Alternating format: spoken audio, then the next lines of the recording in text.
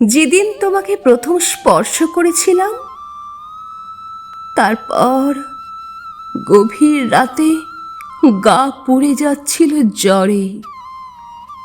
আমি বুঝতে পারিনি ঔষধ নিতে ভুল হবে।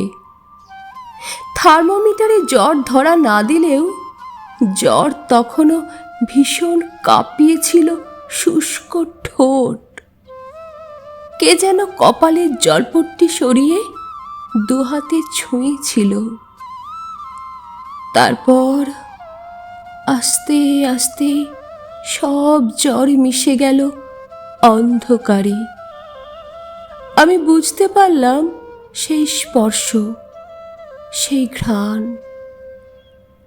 এখন আর ভাবি না সেই বৈশাখ, কৃষ্ণচূড়া, লাল আবির এসব কবে হারিয়ে ফেলেছি।